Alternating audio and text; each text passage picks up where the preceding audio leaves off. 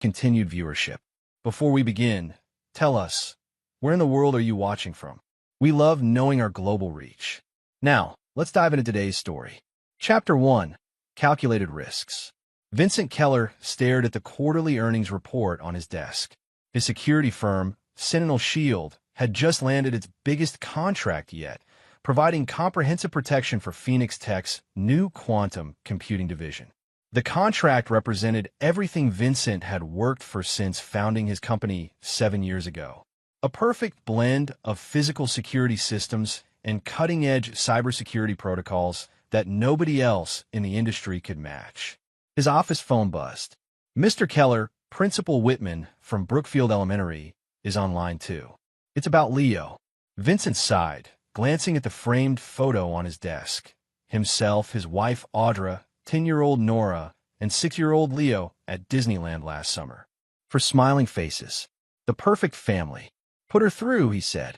After a brief conversation about Leo's incident at school, Vincent grabbed his keys. Another fight. The third this month.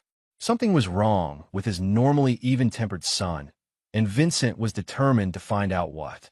As he drove to the school, his mind drifted to Audra. They'd met 12 years ago when his security firm was contracted to revamp her father's jewelry business security. Richard Preston had been one of the most respected jewelers in Boston, and Audra had been groomed to take over the family business. Her keen eye for detail and love of precision had captivated Vincent immediately. She was his perfect match, intelligent, driven, and captivating. The school principal was waiting with Leo in her office. The boy's eyes were red, his small fists clenched in his lap. Leo got into an altercation with another student today, Principal Whitman explained. He refuses to tell us why. Vincent knelt before his son. What happened, buddy? Leo's eyes welled with tears. Tommy said Mom has a boyfriend. He said his mom saw them at the Harbor View Hotel. Vincent felt his blood run cold, but his face remained impassive. Years of military training and security work had taught him to control his reactions. We'll talk about this at home, he said calmly, taking Leo's hand. During the drive home, Vincent's mind raced through the past few months. Audra's late nights at the jewelry store, her increased business trips, the password-protected second phone he'd glimpsed in her purse, the sudden disinterest in their intimacy. At home, Vincent sat with Leo in the backyard treehouse, their special place for father-son talks. Tommy's just making up stories, Vincent assured him. Sometimes people say mean things that aren't true. But later that night, after the children were in bed, Vincent accessed his home security system. He'd installed it himself, state-of-the-art cameras, motion sensors, and data logging that track comings and goings. He pulled up the logs from the past 3 months. The pattern was unmistakable. Audra's late nights at the store aligned perfectly with the jewelry shop's closing time. She left the store, but didn't come home for hours afterward. Vincent felt his chest tighten as he cross-referenced the dates with her location data from their family phone plan. The Harbor View Hotel appeared multiple times. Vincent closed his laptop, his face expressionless. He wouldn't confront her yet. First, he needed to know everything: who, what, when, and why. He needed to understand the full scope of the betrayal before deciding his next move. Because Vincent Keller never made a move without calculating all the risks. Chapter 2. The Gathering Storm. Vincent maintained his routine over the next 2 weeks, giving no indication that anything was amiss. He kissed Audra goodbye each morning, attended Nora's soccer games, helped Leo with his math homework, and continued growing his security empire. Behind this facade of normalcy, Vincent methodically gathered evidence. He installed a custom tracking app on Audra's primary phone, deployed specialized software to recover deleted texts, and set up discreet surveillance. The man in question was Brennan Walsh, a high-end real estate developer who specialized in luxury properties. He had met Audra 6 months ago when he commissioned a custom line of jewelry for his most exclusive clients. Tall, polished, with an easy charm that opened doors throughout Boston's elite circles, Brennan represented old money and the social connections Audra had always coveted. Through carefully placed cameras, Vincent captured footage of Audra and Brennan together. Their rendezvous had evolved into a regular Thursday pattern at the Harbor View, followed by Sunday afternoon meetings at Brennan's waterfront penthouse. Vincent also discovered that Brennan had a history of affairs with married women. 3 previous relationships followed the same pattern, intense affairs lasting about a year, ending when the women divorced their husbands. None of those women ended up with Brennan long-term. One evening, Audra announced she had an emergency at the jewelry store. A special client needed an appraisal that couldn't wait until morning. "Don't wait up," she said, kissing Vincent's cheek. "I might be very late." Vincent nodded, his face betraying nothing. "No problem. I need to finalize the Phoenix Tech protocols anyway." As soon as her car disappeared down the driveway, Vincent opened his laptop and activated the GPS tracker. He watched the blinking dot of Audra's phone as it traveled not to the jewelry store downtown, but toward the harbor. The dot stopped at Brennan's luxury condominium building. Vincent took a deep breath, closed the laptop, and walked upstairs to check on the children. Nora was reading in bed, her blonde hair, so like her mother's, spread across her pillow. "Daddy," she said, looking up from her book, "when is Mom coming home?" "Late tonight, sweetheart. She has to help a special customer." Nora frowned. "She's always helping special customers now." Vincent felt a stab of anger, but kept his voice gentle. "That's part of running a successful business. Just like I sometimes have to work late, too." Next, he checked on Leo, who was already asleep, clutching his favorite dinosaur toy.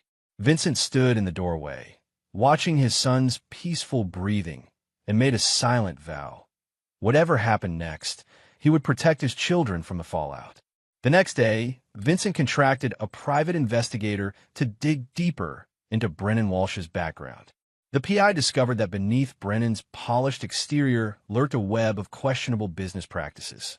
His real estate developments were funded by a maze of shell companies, and several of his projects had faced lawsuits over safety violations and permit irregularities.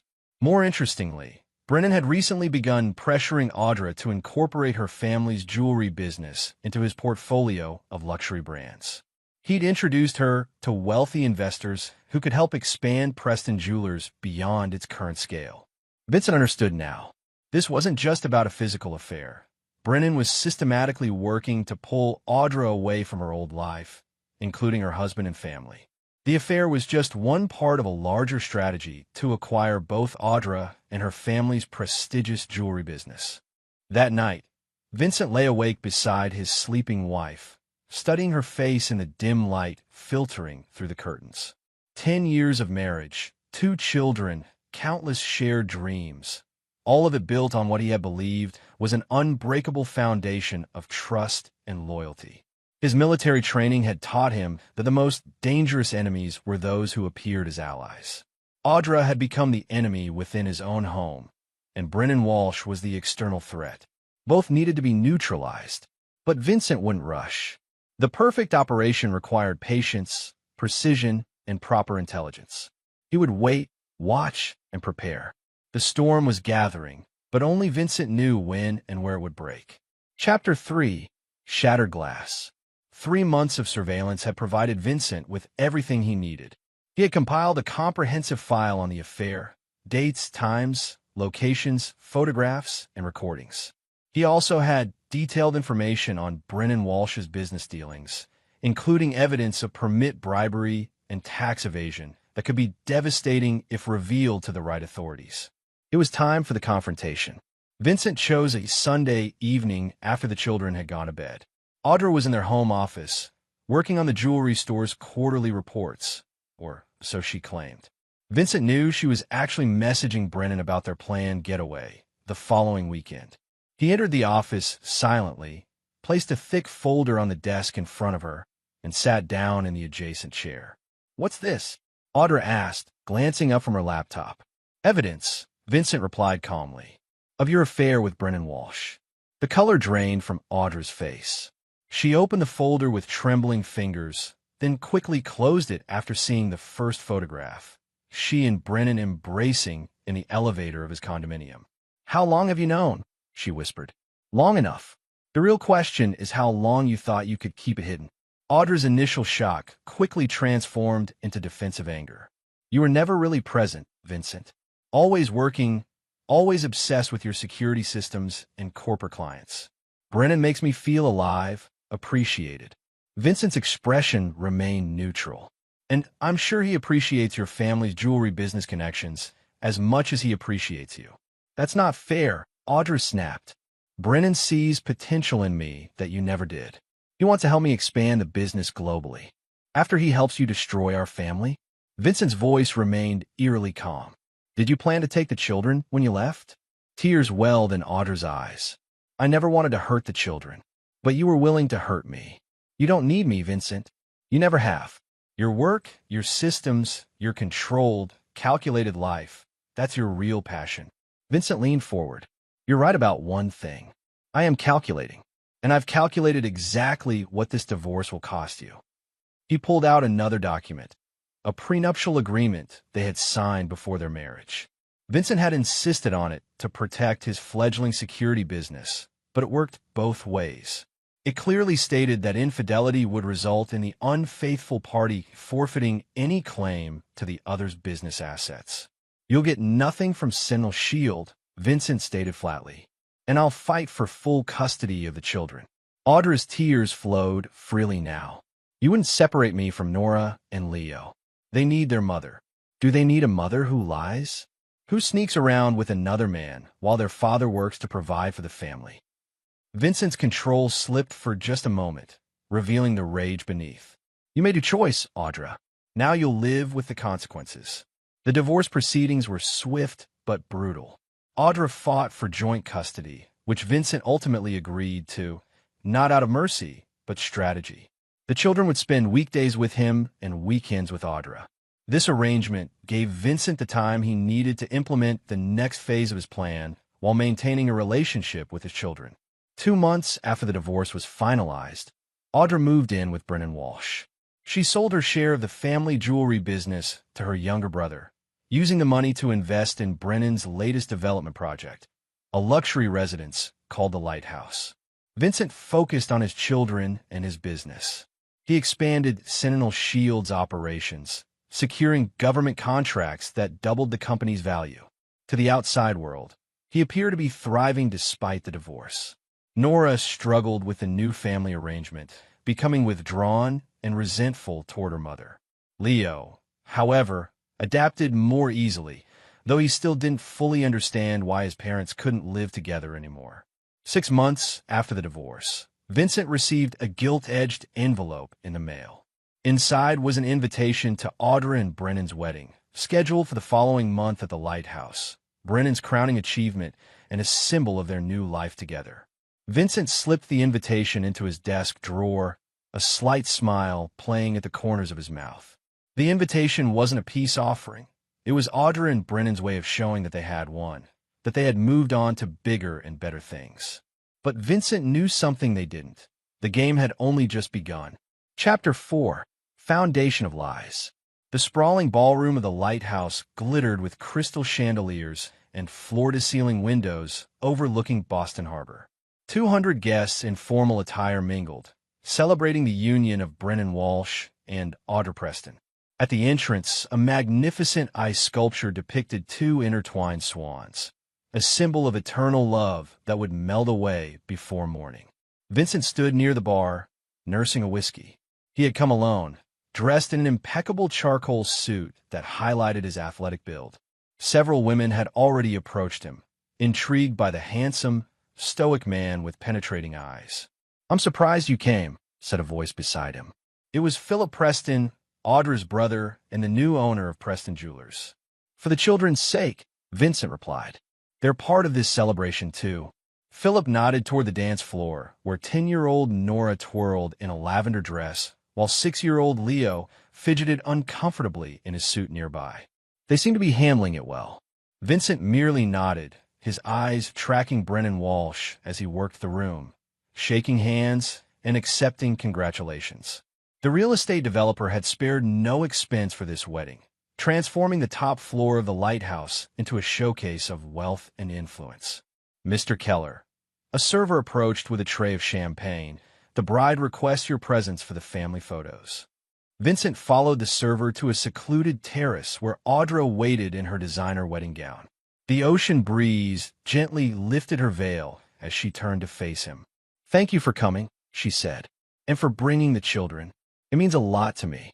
As I said in my RSVP, I'm here to support Nora and Leo during this transition." Vincent's tone was professional, as if addressing a client rather than his ex-wife. Audra studied his face, searching for any hint of bitterness or anger, but Vincent's expression revealed nothing. "You look well, Vincent.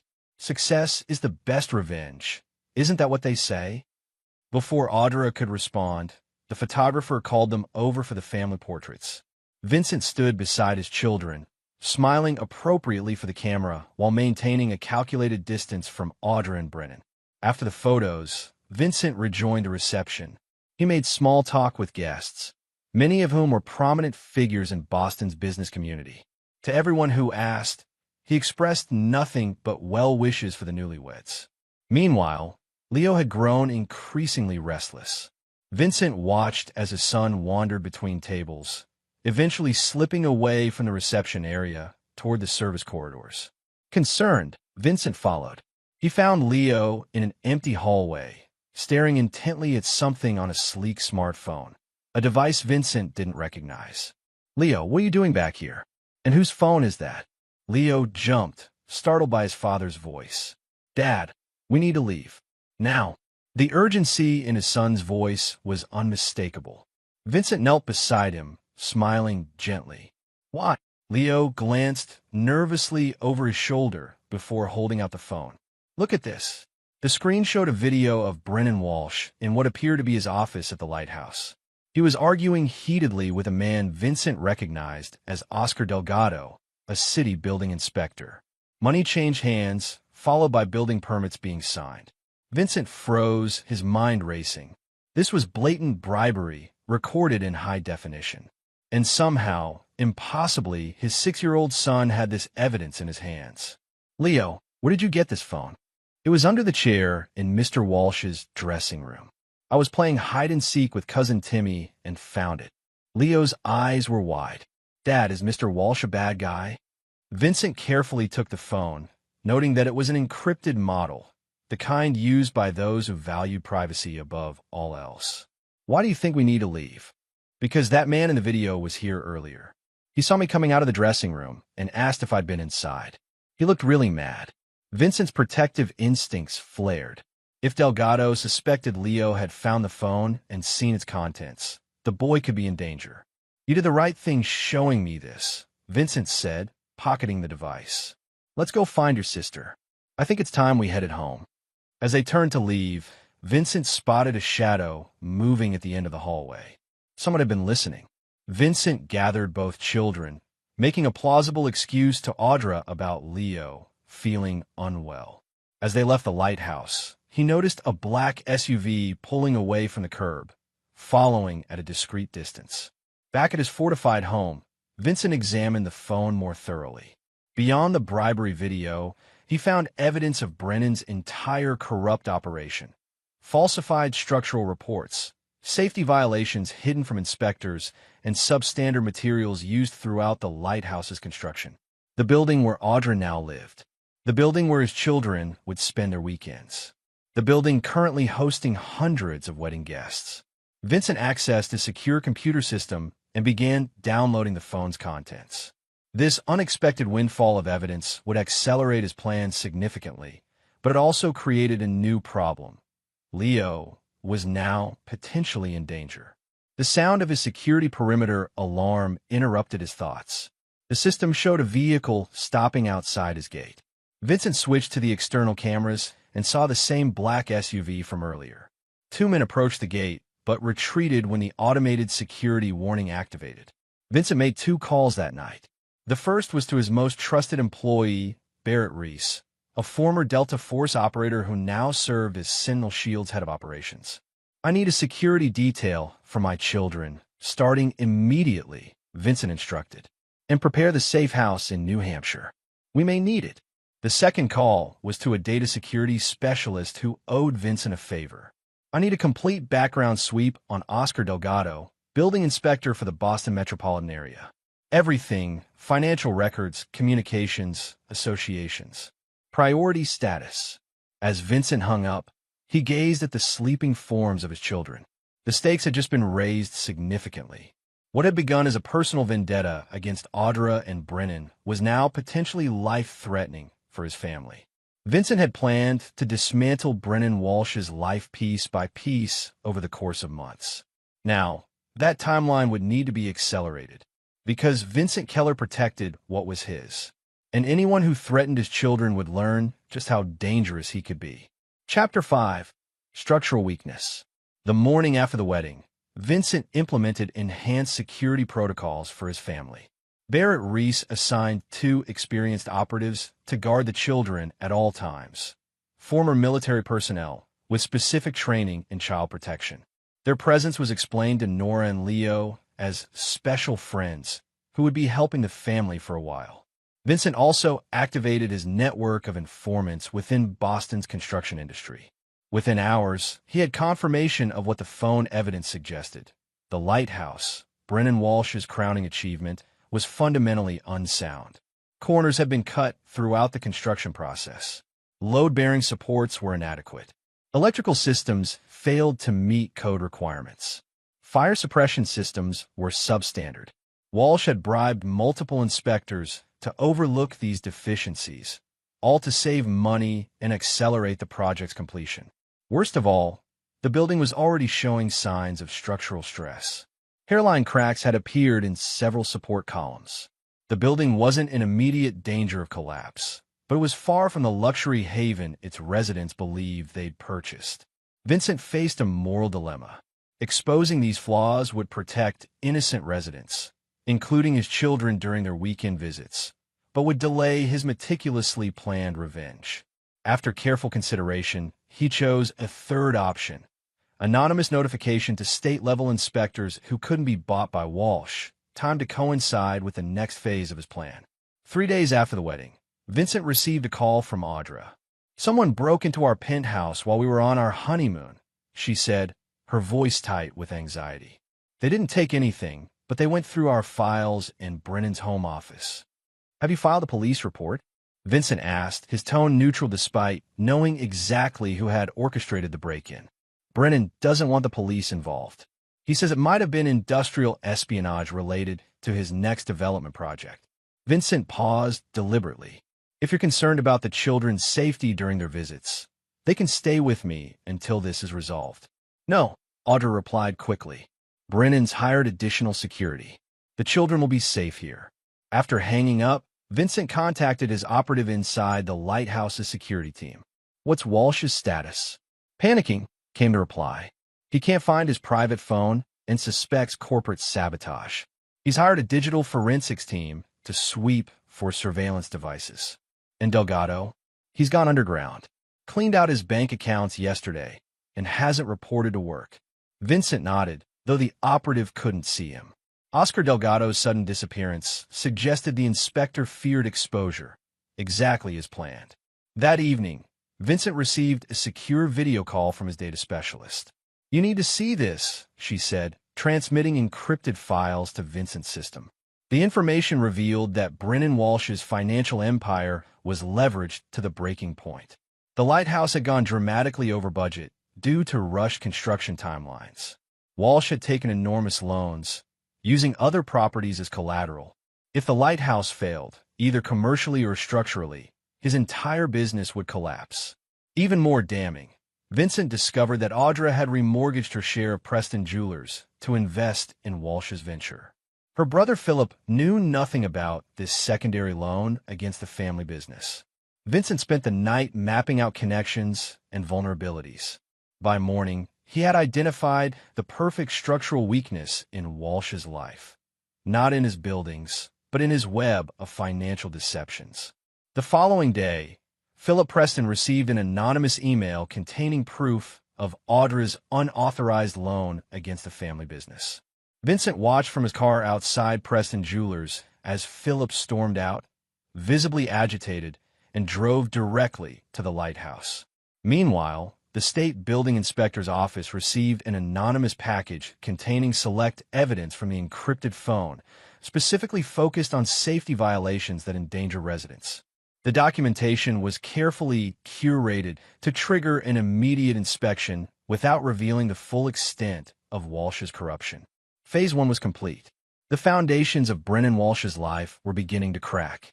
That weekend, when the children returned from their first official visit to their mother's new home, Leo seemed withdrawn.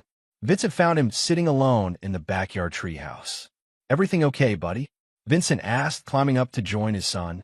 Leo shrugged. Mom and Mr. Walsh were fighting a lot. About money and some people called investors. Vincent kept his expression neutral. "Sometimes grown-ups worry about work problems. Mr. Walsh said some bad words about you," Leo continued. "When I didn't know I was listening. He said you were trying to ruin them." Vincent placed a hand on his son's shoulder. "What do you think about that?" Leo looked up, his young face serious. "I think Mr. Walsh is afraid of you. And I think—" He hesitated. "I think he has more bad videos on another phone. I saw him watching one and hiding it when Mom came in." Vincent's interest sharpened. "Did you see what was on it?" "Just a little bit. It looked like the same office, but different people." Leo's eyes widened suddenly. "Dad, one of Mr. Walsh's friends kept looking at me weird all weekend.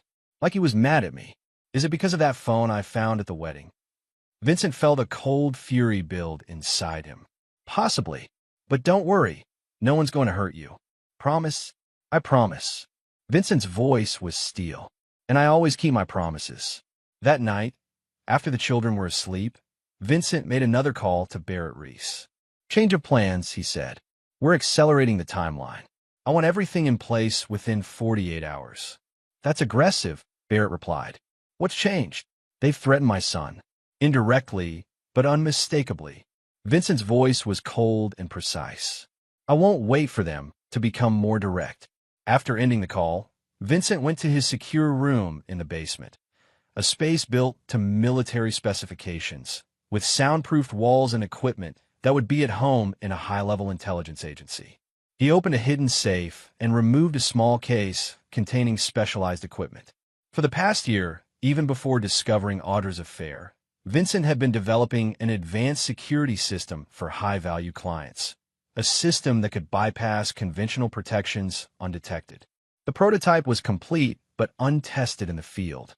Until now, Vincent had planned to dismantle Brennan Walsh's life systematically over months. But threats against his child had changed the equation. Now, Walsh would experience the full force of Vincent Keller's vengeance in one devastating assault. Because Vincent had long lived by a simple code: betray him, and he might consider mercy. Threaten his children, and there would be none. Chapter 6. Pressure Points. A week later, Brennan Walsh stood in his penthouse office at the lighthouse, staring at the Boston skyline through floor-to-ceiling windows. The view had once represented his triumph, the culmination of years building his real estate empire. Now it was beginning to feel like a cage. State building inspectors had arrived unexpectedly 2 days earlier, conducting thorough examinations of structural elements, electrical systems, and fire safety protocols. They had been coldly professional, immune to Walsh's usual charm and deflection tactics. "They've issued preliminary findings," said Audra, entering the office with a thick envelope. Her face was pale, her usual confidence visibly shaken. "It's not good, Brennan." The report detailed multiple code violations, not enough to condemn the building outright, but sufficient to require expensive remediation and potentially trigger resident lawsuits. Additionally, the inspectors had referred certain findings to the district attorney's office for further investigation. "This is a minor setback," Walsh insisted, though sweat beaded on his forehead. "I've handled government busybodies before." "Not like this," Audra countered. "These aren't local inspectors. They're from a state oversight board, beyond your network of influence." Walsh slammed his fist on the desk. "Someone's targeting me. First my private phone disappears, then Philip confronts you about the business loan. Now, these inspectors. This isn't coincidence." Audra wrapped her arms around herself. "You think it's Vincent? Who else would benefit from destroying us? Who else has the resources and motivation?" "Vincent isn't vindictive," Audra argued, though uncertainty tinged her voice. "He's calculating, yes, but he wouldn't." He's a security expert with military training and government connections. Walsh interrupted. He's exactly the type who could orchestrate something like this. Their conversation was interrupted by Walsh's assistant announcing the arrival of his investors. 3 men representing the consortium that had funded the lighthouse's completion. We need to project absolute confidence, Walsh whispered urgently to Audra. Our entire future depends on keeping their trust. The meeting began cordially, but quickly descended into thinly veiled threats. The investors had received anonymous information about structural deficiencies and potential legal liabilities. They demanded immediate action to protect their investment. Perhaps we should consider bringing in an independent contractor to verify these findings, suggested the lead investor, Westmore. Someone with impeccable credentials in building security and systems integrity. I can handle this internally, Walsh insisted. Westmore's smile didn't reach his eyes. Actually, we've already identified the perfect candidate. Sentinel Shield has an outstanding reputation for thoroughness and discretion. Walsh paled visibly. That's Vincent Keller's company. Indeed, Westmore replied.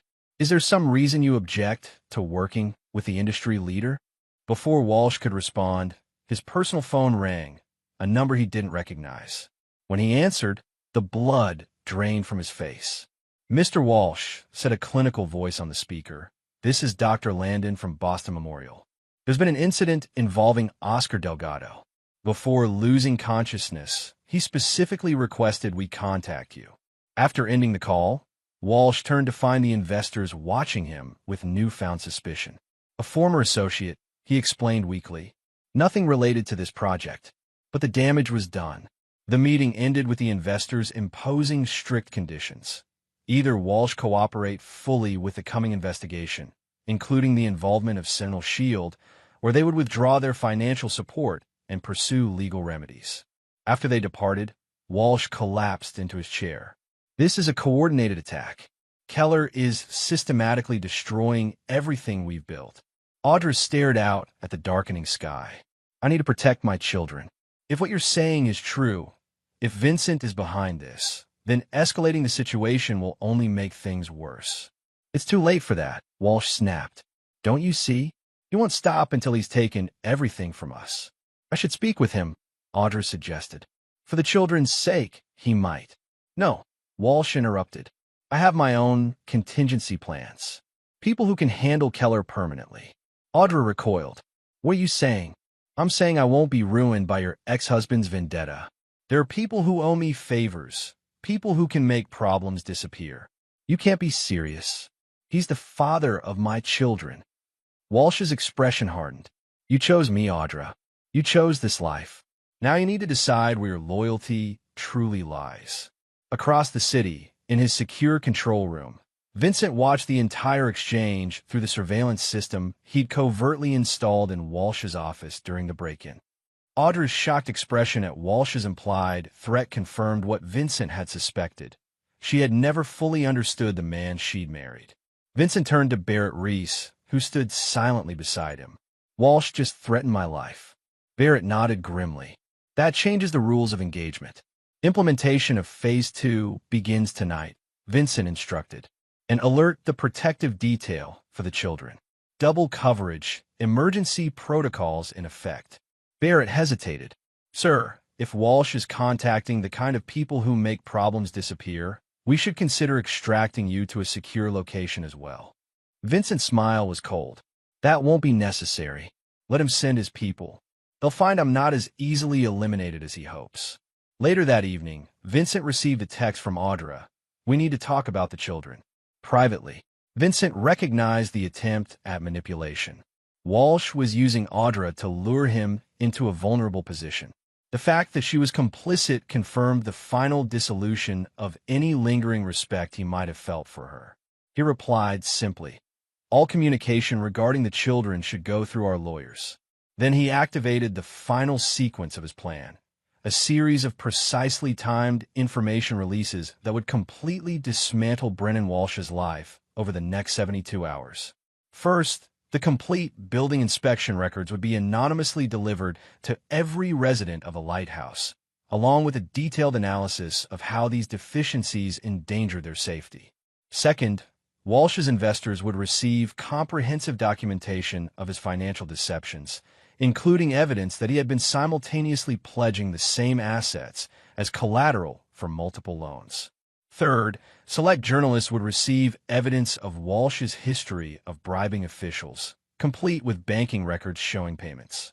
And finally, a specialized data package would be sent to federal prosecutors, containing evidence sufficient to justify a full investigation into Walsh's business practices across multiple states. Vincent had originally planned to release this information gradually over months, allowing Walsh to suffer the slow destruction of everything he valued. But Walsh's threat had changed the calculus. Now, destruction would come all at once, overwhelming and inescapable. As Vincent finalized the automated release sequence, his phone buzzed with a text from an unknown number. The message contained only coordinates and a time, a remote location, midnight. Barrett, looking over Vincent's shoulder, frowned. "It's obviously a trap." "Obviously," Vincent agreed, "which makes it the perfect opportunity to end this conclusively." Barrett's expression showed concern. "Sir, with respect, engaging directly violates every security protocol. We can accomplish our objectives without placing you at risk." Vincent's eyes were cold. "This isn't just about objectives anymore. Walsh threatened my children. That demands a personal response." As he began preparing for the midnight meeting, Vincent received an unexpected call from Philip Preston, Audra's brother. "I need to see you immediately," Philip said, his voice strained. "It's about Audra and the children. Something's wrong." Vincent hesitated only briefly. "Meet me at Sentinel headquarters in 30 minutes. Come alone." The pieces were moving faster now, configurations shifting unpredictably. But Vincent had trained his entire life for exactly this kind of strategic chaos. Because in the end, his opponents were playing a game they barely understood, while Vincent had written the rules. Chapter 7. Collapse. Vincent arrived early at the abandoned shipyard, positioning himself with clear sight lines of the surrounding area. The midnight meeting was indeed a trap, just as he had expected, but not the crude ambush Walsh had planned. Through thermal imaging equipment, Vincent detected 5 armed men concealed among the shipping containers. Their positions formed a classic kill box, a tactical arrangement designed to eliminate a target with overlapping fields of fire. Amateur work. Predictable. Vincent activated his phone and accessed a secure application. On the screen, a 3D rendering of the lighthouse appeared, with critical stress points highlighted in red. With a single command, he could trigger the release of all the accumulated evidence against Walsh. With another, he could activate the specialized equipment he had planted throughout the lighthouse during the security inspection conducted by Sentinel Shield operatives. But Vincent waited. Timing was everything. His earpiece crackled. "Sir, we have movement at the south entrance. 2 vehicles approaching." The first car parked at a distance. Brennan Walsh emerged, scanning the surroundings nervously. The second vehicle, an unmarked van, positioned itself closer to the hidden gunman. Vincent smiled coldly. Exactly as anticipated. He pressed a button on his phone, sending a pre-recorded message to Walsh's phone. "Look up." As Walsh frantically searched the darkness above him, powerful spotlights suddenly illuminated the entire area. Simultaneously, the sound of multiple police sirens filled the air. The hidden gunmen broke cover, running for their vehicles. Walsh stood frozen in the harsh light, suddenly exposed and vulnerable. Vincent spoke into his communication device. "Execute."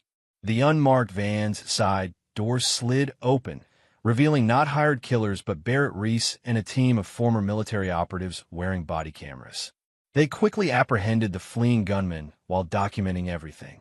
Walsh finally spotted Vincent walking calmly toward him, silhouetted against the lights. "What is this?" Walsh demanded, his voice cracking. "Where are the police?" "There are no police," Vincent replied evenly. "Just as there are no real gunmen targeting me. Your associates were intercepted and replaced hours ago." Walsh's face contorted with rage and fear. "What do you want from me?" "I want you to understand something," Vincent said, his voice deadly quiet. You threatened my children. That was your final mistake. I never threatened your children. Walsh protested. This is insanity. Vincent held up his phone, playing the recorded conversation from Walsh's office. I have my own contingency plans. People who can handle Keller permanently. You were recording me? In my own home. Walsh's shock was genuine.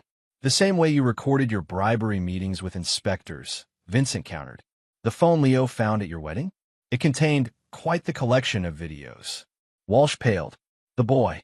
He's been your spy all along. Vincent's expression hardened. My son found your phone by accident. But you and your associates made him a target. Another critical error. He showed Walsh the screen of his phone, where the 3D model of the lighthouse still glowed. In approximately 10 minutes, every resident of your building will receive detailed information about its structural deficiencies. Your investors will learn about your financial deceptions. Prosecutors will receive evidence of your criminal activities.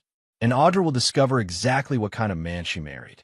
Walsh lunged forward desperately, but Vincent sidestepped easily, using Walsh's momentum to send him sprawling to the ground. You're finished, Walsh. Your reputation, your business, your freedom, all gone. Vincent's voice remained unervingly calm. Not because you took my wife, she made her choice, but because you threatened my family. As Walsh struggled to his feet, Vincent delivered his final blow. Oh, and Philip knows everything now. About Audra remortgaging Preston Jewelers, about your plan to absorb the business after bankrupting it. He's already filed for an emergency injunction to protect the family assets. Walsh's face crumpled as he realized the full extent of his defeat. You can't do this. Those building modifications can be explained. The financial arrangements were complex but legal. I have lawyers. What you have, Vincent interrupted, is approximately 9 minutes to decide how you want this to end. You can run, though I wouldn't recommend it. You can face the consequences of your actions. Or you can try to mitigate the damage by cooperating fully with authorities. Walsh's phone began ringing incessantly. Investors, business partners, lawyers, all simultaneously discovering his betrayals. Why? Walsh whispered, suddenly looking older and smaller. Why not just expose me? Why this elaborate game? Vincent studied him dispassionately. Because I wanted you to experience exactly what you inflicted on others. The slow realization that everything you built was founded on lies. The helplessness of watching it all collapse around you. The knowledge that you brought this on yourself. As Walsh sank to his knees, Vincent turned and walked away, leaving him surrounded by the ruins of his life. Back in his vehicle, Vincent confirmed the automated release of all evidence packages. Then he made one final call. It's done, he told Barrett. Proceed with Phase 3. Because while Walsh's destruction was nearly complete, Audra's reckoning had only just begun. Chapter 8. Fault Lines. The Preston family estate stood on a cliff overlooking the Atlantic, a Victorian mansion that had witnessed 5 generations of family history. Tonight, it would witness the final unraveling of Audra Preston's carefully constructed facade. Philip Preston had arranged an emergency family meeting under the pretense of discussing the jewelry business's future. The actual agenda was far more consequential. Vincent arrived precisely on time, noting the security personnel discreetly positioned around the property, his own people, integrated with the Preston family's regular security detail. Nothing would happen tonight that he hadn't anticipated. Inside, the family had gathered in the wood-paneled library. Audra sat rigidly beside her mother, Eleanor Preston, the family matriarch. Philip stood by the fireplace, his expression grim. Various aunts, uncles, and cousins filled the remaining seats, all sensing the unusual tension in the room. Notably absent was Brennan Walsh, who was currently being interviewed by federal agents regarding construction fraud and bribery allegations that had mysteriously surfaced hours earlier. When Vincent entered, Audra's eyes widened in shock. What is he doing here? This is a family meeting. Vincent is here at my invitation, Philip stated firmly. What we're discussing tonight affects him and his children directly. Eleanor Preston straightened in her chair. At 72, she remained the family's moral authority and keeper of its legacy. What exactly are we discussing, Philip? Your message suggested some urgent threat to the business. Philip nodded solemnly. Not just to the business, Mother. To our entire family legacy. He removed a folder from his desk and distributed documents to everyone present. These papers show that Audra secretly took out a second mortgage on her share of Preston Jewelers, without board approval or family knowledge. Gasps and murmurs filled the room as family members examined the evidence. Further, Philip continued. She invested that money in her husband's real estate development, the Lighthouse, a project now under criminal investigation for safety violations, permit fraud, and financial irregularities.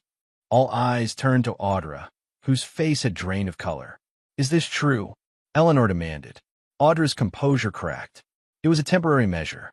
Brennan needed additional capital to complete the project. Once it was successful, I would have restored everything, without telling any of us. Philip interrupted. Without considering the risk to a business that supported this family for generations. I made a business decision, Audra insisted, her voice rising. The potential returns justified the risk. Eleanor's expression hardened. We don't gamble with the family legacy, Audra. That has always been our principle. This isn't about business principles, Audra snapped. This is about Vincent poisoning all of you against me. Vincent, who had remained silent until now, spoke quietly. I provided Philip with information he had a right to know. Nothing more. Liar. Audra stood, trembling with rage. You've orchestrated this entire situation. The building inspections, the investor panic, the criminal investigation. It's all your revenge for my leaving you. Philip shook his head. Audra, Vincent didn't create false building violations or invent financial irregularities. Those existed because of choices you and Brennan made. You don't understand, Audra insisted. Brennan had a vision, a development that would revolutionize luxury living in Boston. Yes, there were shortcuts, but every major project has them. Eleanor's voice cut through the room like ice. Shortcuts. Is that what we're calling fraud now? She turned to Philip. What's the extent of our exposure? If the Lighthouse fails, which seems increasingly likely, we stand to lose not just Audra's investment, but potentially the entire business due to the terms of her secret loan. Vincent observed the family's reactions, shock transforming into anger, directed primarily at Audra. This was the reckoning he had planned from the beginning. Not just Walsh's destruction, but Audra's complete loss of her family's respect and trust. There is another matter we need to discuss, Vincent said, addressing the entire family. The safety of my children during their custody visits with Audra. Audra's head snapped up. You will not use this situation to take my children from me. I'm not trying to take them from you, Vincent replied calmly. I'm ensuring their safety given that Brennan Walsh is now under criminal investigation and has demonstrated a willingness to employ dangerous individuals. He explained Walsh's implied threat against him and the planned ambush at the shipyard, carefully omitting his own role in setting up the trap.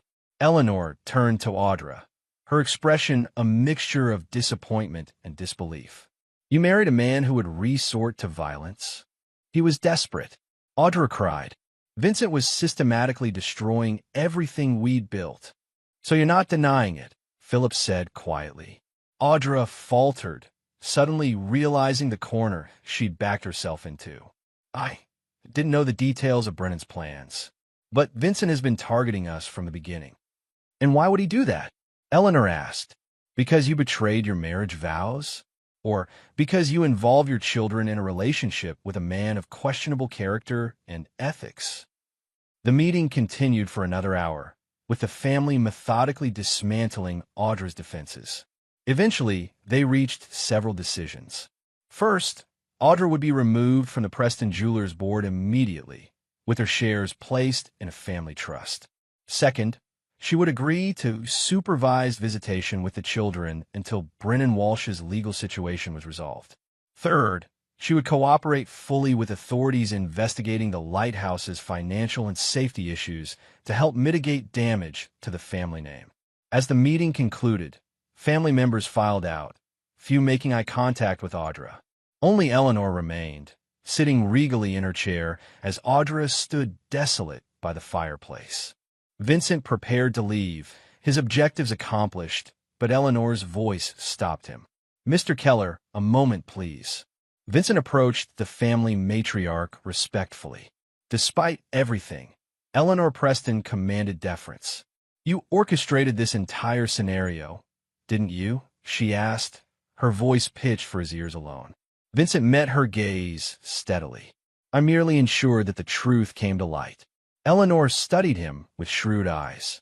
The timing, the precise unveiling of evidence, the calculated destruction of both my daughter's marriage and her standing in this family.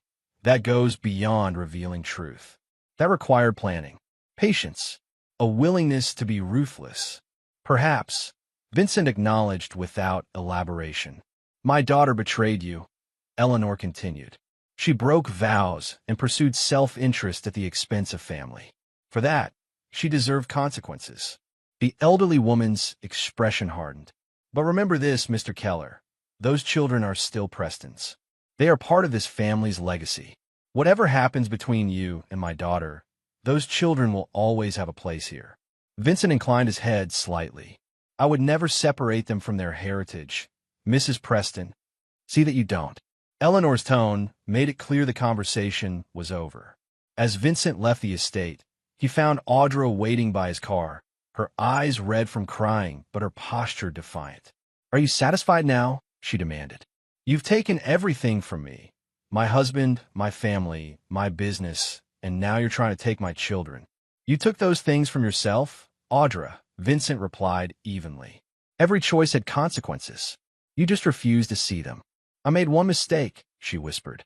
"Falling for Brennan's charm, believing in his vision. Does that justify destroying my entire life?" Vincent regarded her dispassionately. The mistake wasn't falling for Walsh. It was betraying the people who trusted you, your family, your children, me. It was placing your desires above your responsibilities. "And you've never made mistakes?" Audra challenged. "You were cold, distant, always working. You treated our marriage like another security system to be designed and maintained." "Perhaps," Vincent acknowledged. "But I never betrayed you. I never lied to you. I never placed you or our children in danger." Audra's shoulders slumped in defeat. "What happens now?" "Brennan will likely face criminal charges. The lighthouse will be renovated to address safety concerns or possibly condemned. Your family will protect what remains of their business." Vincent's voice softened marginally. "And our children will continue to need both their parents, though under different circumstances than before. You want to try to take full custody? Not if you demonstrate that you can provide a safe, stable environment separate from Walsh and his legal troubles." Vincent's expression remained unreadable. "But understand this. If you ever again place our children in a situation that threatens their well-being, there will be no second chances." As Vincent drove away, leaving Audra standing alone in the moonlight, he felt no triumph or satisfaction, only the cold certainty that justice had been served, not by courts or laws, but by his own hand. Because Vincent Keller had always understood a fundamental truth: true justice wasn't blind. It was calculating, patient, and when necessary, utterly merciless. Chapter 9. Bedrock. 6 months later, Vincent stood on the observation deck of his newly completed office tower in downtown Boston. The building represented Sentinel Shield's expansion beyond security services into secure architectural design, a venture that had doubled the company's valuation. From this height, he could see the lighthouse in the distance. The once prestigious address was now surrounded by construction equipment as extensive renovations addressed its structural deficiencies. Most of the original residents had fled, accepting losses on their investments rather than risking their safety. Brennan Walsh had pleaded guilty to multiple charges of fraud, bribery, and safety violations. His sentencing was scheduled for the following month, with prosecutors recommending 15 years in federal prison. His business empire had collapsed completely, with creditors fighting over the remains. Preston Jewelers had survived, though with significant restructuring. Philip had proven himself a capable leader, restoring the family's confidence and stabilizing the business. And Audra, she had moved into a modest apartment near her mother's estate. After initially fighting the supervised visitation requirements, she had eventually accepted the restrictions and focused on rebuilding her relationship with her children. She had found work managing a small art gallery, a return to her first passion before the jewelry business had claimed her. Vincent's phone buzzed with a message from Barrett Reese. They've arrived. He took the private elevator to the building's secure residential level, where his new penthouse occupied the entire floor. The children had rooms decorated to their specifications, with Leo's featuring a space theme and Nora's designed around her growing interest in architecture and design. Both children rushed to greet him as he entered. At 11, Nora was showing signs of the poised young woman she would become. 7-year-old Leo remained energetic and curious, though the events of the past year had matured him beyond his years. "Dad, can we go to the simulator room?" Leo asked excitedly, referring to the advanced training facility Vincent had built for Sentinel Shield employees and occasionally allowed the children to use under strict supervision. After dinner, Vincent promised. "Right now, we have a guest." Philip Preston sat in the living room, examining architectural drawings spread across the coffee table. He rose as Vincent entered with the children. "Uncle Philip!"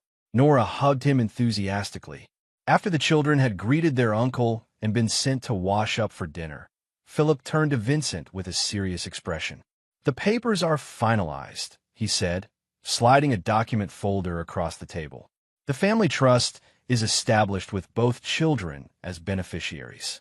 Regardless of what happens with Audra's future status, Nora and Leo will have their Preston heritage secured." Vincent nodded appreciatively. Despite the complexities of the past year, he and Philip had developed a relationship built on mutual respect and concern for the children's welfare. "Eleanor asked me to convey her approval as well," Philip added.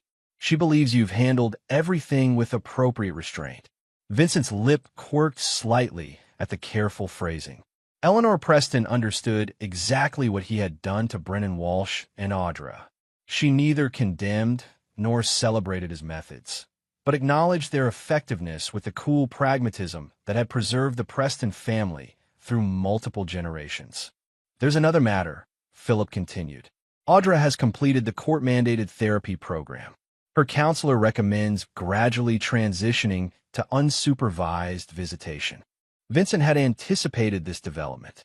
"I have no objection, provided she maintains appropriate boundaries regarding Walsh." Philip nodded. "She's filed for divorce. Given his incarceration and financial ruin, it should be straightforward." As they discussed practical arrangements, Vincent reflected on the journey that had brought them to this point. The revenge he had orchestrated had been complete and devastating, yet he felt no particular satisfaction in Audra's continued struggles. What mattered was that his children were safe, their future secure, and the threat Walsh had represented was permanently neutralized. Later that evening, after Philip had departed and the children were asleep, Vincent stood on his private terrace overlooking the city. Barrett Reese joined him, handing him a glass of whiskey. "To successful operations," Barrett said, raising his own glass. Vincent nodded, taking a measured sip. "Has our friend in Miami made contact?" Barrett smiled slightly. "Right on schedule. The funds were transferred to the offshore account this morning. He believes his identity remains completely secure." "Good." Vincent gazed at the city lights below. "Prepare the initial intelligence package. We move when his daughter's wedding is announced." Barrett raised an eyebrow. "Another wedding? You have a flair for symmetry, sir." Vincent didn't respond directly. The man in Miami, a corrupt shipping magnate who had once tried to sabotage an early Sentinel Shield maritime project, had no idea he was next on Vincent's carefully maintained list of individuals who had crossed him professionally. The man's future son-in-law had already been compromised, unwittingly becoming a key piece in Vincent's meticulous plan. Because while the situation with Audra and Walsh had been personal, Vincent applied the same principles to all aspects of his life. Identify vulnerabilities, develop contingencies, and when necessary, execute without hesitation or mercy. "Dad!" Leo's voice came from the doorway. He stood in pajamas, clutching his dinosaur toy. "I had a bad dream." Vincent's expression softened immediately. He set down his glass and crossed to his son, kneeling to meet his eyes. "Want to talk about it?" Leo nodded. I dreamed about that man, Mom's husband. He was trying to take me away. Vincent placed a reassuring hand on his son's shoulder. That can never happen, Leo. He can never hurt you or anyone in our family again. Because you stopped him? Leo asked, his young face serious. Vincent nodded. I will always protect you and Nora. That's what fathers do. As he led Leo back to bed, Vincent reflected on the fundamental truth that had guided his actions throughout the past year. Love and loyalty represented the only true currency in life. Those who honored these values earned his unwavering protection. Those who betrayed them experienced his calculated vengeance. It was a simple code, carved into the bedrock of his character, as immovable and unforgiving as the foundations upon which he had built his life. And Vincent Keller never compromised his foundations. Not for anyone. And there you have it. Another story comes to an end. What did you think? I'd love to hear your thoughts in the comments below. If you enjoy this story, consider joining our community by subscribing. It means the world to us. For more stories like this one, check out the recommended videos on screen. And I'll see you there.